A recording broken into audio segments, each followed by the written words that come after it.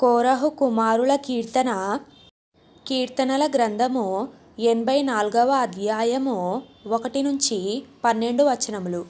సైన్యముల కధిపతివగు యెహోవా, నీ నివాసములు ఎంత రమ్యములు! యెహోవా మందిరావరణములను చూడవలెనని నా ప్రాణము ఎంతో ఆశపడుచున్నది. అది సొమ్మసిల్లుచున్నది.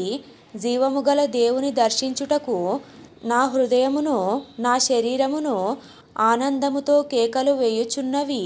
సైన్యముల కధిపతివగు యెహోవా, నా రాజా, నా దేవా, నీ బలిపీఠము నొద్దనే పిచ్చుకలకు నివాసము దొరికెను.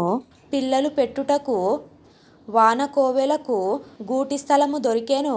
నీ మందిరమునందు నివసించువారు ధన్యులు. వారు నిత్యము నిన్ను స్తుతించుదురు. నీ వలన బలమునొందు మనుష్యులు ధన్యులు. యాత్రచేయు మార్గములు వారికి అతి ప్రియములు. వారు బాకా లోయలో బడి వెళ్ళుచు దానిని జలమయముగా చేయుదురు. తొలకరివాన దానిని దీవెనలతో కప్పును. వారు నానాటికి బలాభివృద్ధి నొందుచు ప్రయాణము చేయుదురు. వారిలో ప్రతివాడును సీయోనులో దేవుని సన్నిధిని కనబడును. యెహోవా, సైన్యముల కధిపతివగు దేవా, నా ప్రార్థన ఆలకింపుము. యాకోబు దేవా, చెవియొగ్గుము. దేవా, మా కేడెమ దృష్టించుము.